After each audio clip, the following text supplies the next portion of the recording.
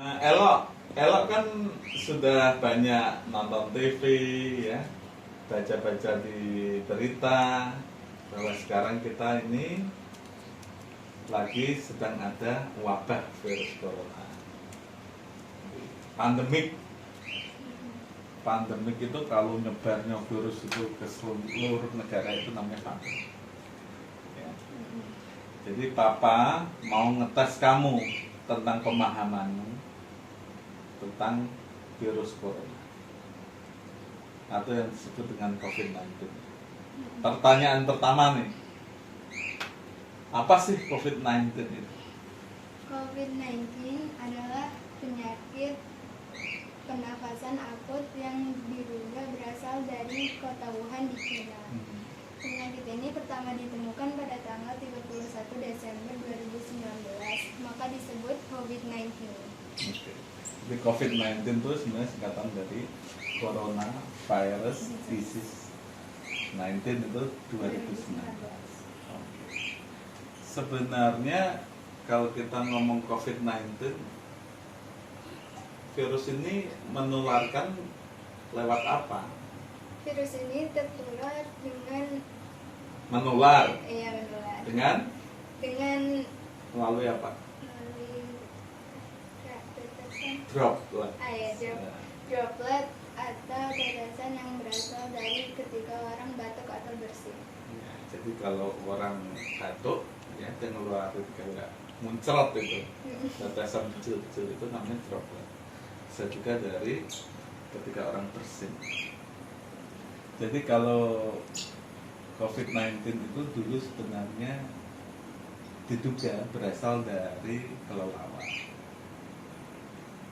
Tetapi penelitian sekarang katanya itu berasal dari hewan sejenis echidna. Echidna itu sejenis terenggiling, tapi itu masih dalam. Jadi bagaimana kita menghindari virus corona itu supaya tidak tertular? Langkah apa yang kita lakukan? Untuk menghindarinya, kita dianjurkan untuk menjaga jarak 1 meter dengan orang lain agar tidak terkena droplet dari mereka. Oke, jadi benar. Karena ketika orang batuk ya atau bersin, dropletnya keluar. Kalau ada orang dekat dia akan nempel, ya, nempel. Tapi kalau nggak ada orang dia akan jatuh ke bumi dan mati. Ya. Terus untuk menghindarinya itu pemerintah selalu bilang rajin cuci tangan. Kenapa cuci tangan pakai sabun itu penting? Karena hidung dan mulut kita merupakan pintu utama masuknya virus ke dalam tubuh kita. Dan bagian tubuh yang sering menyentuh muka adalah tangan. Maka kita dianjurkan untuk mencuci tangan untuk membunuh virus itu. Ya, benar. Ternyata kayak hand sanitizer itu ya, yang pakai alkohol itu juga bagus. Tetapi itu sebenarnya dapat merusak tangan kalau sering-sering. Jadi yang paling bagus apa ya? Cuci pakai sabun. Jadi ketika kita mencuci pakai sabun, itu virus coronanya mati. Ketika dia nempel di baju ya, dicuci dengan deterjen ya. Kak, apakah Kakak Elok tahu nggak sudah ada vaksinnya atau belum? Mereka bilang sampai di sini belum ada vaksin. Tetapi pengobatan dan treatment didasarkan dari gejala pilek, batuk, bernafas. Oh ya, jadi benar kata kakak, sejauh ini belum ada vaksin virus corona. Tapi banyak negara yang concern mengalokasikan dana untuk penelitian ini terkait dengan penciptaan vaksin. Jadi kalau sudah ada vaksin biasanya penyakit ini akan segera diatasi. Karena belum ada vaksinnya, akhirnya ya itu orang diobati dengan gejalanya saja. Kalau sakit kepala ya pakai paracetamol, kalau pilek ya pakai apa, kalau demam pakai amoxicillin dan lain sebagainya. Jadi itu disesuaikan dengan gejalanya saja. Karena memang vaksinnya belum ada. Terus kalau orang sudah positif nih Kak, dia ternyata dites ya, ternyata positif COVID-19. Apa yang harus dilakukan? Karena keterbatasan ruangan dan fasilitas di rumah sakit, maka kita Dan tenaga medis. iya. Nah, Maka kita dianjurkan untuk mengisolasikan diri di rumah. Dan kalau parah?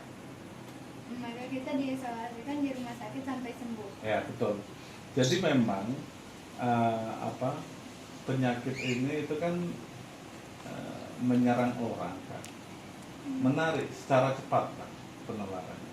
Tetapi ketika orang terserang ada dua jenis orang. Satu itu adalah orang yang imunnya, daya tahan kekebalan tubuhnya tinggi. Jadi ketika dia terkena mungkin nggak ada gejala. Ketika masuk ke tubuh kita, pernapasan kita, terus ke inkubasinya ya, berapa hari, 7 hari misalnya. Ada yang mungkin kalau daya tubuhnya rendah, nggak kuat, dia gampang kena penyakit tadi seperti batuk, akhirnya radang paru itu ya, disebut pneumonia. Nah, kalau misalnya dia kuat, dia nggak ada gejala, sembuh sendiri.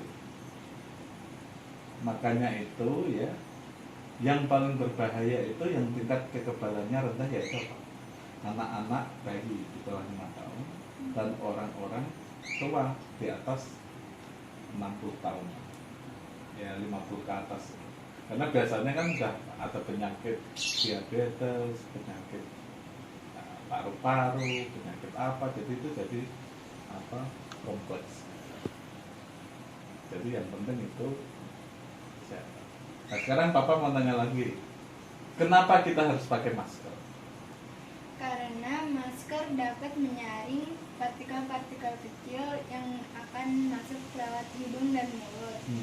Selain dapat menghindari partikel itu masuk, masker juga berfungsi untuk agar kita tidak menularkan virus ke orang lain. Jadi benar, pada waktu itu pemerintah kita pertama bilang yang sakit aja yang pakai masker. Tetapi penelitian dari MIT Amerika, itu salah satu universitas di Amerika yang bagus di bidang IT ya, penelitiannya membuktikan bahwa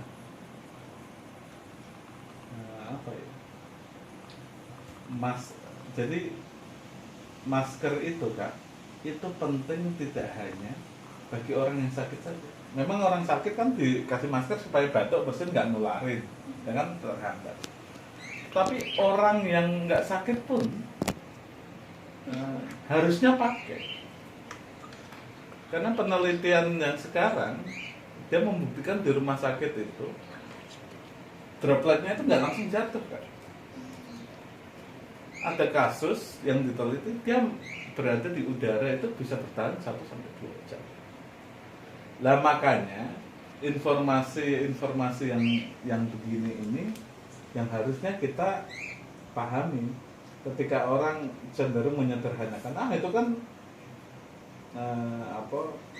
jatuh, keluarin ya droplet pasti jatuh ke bawah, aman.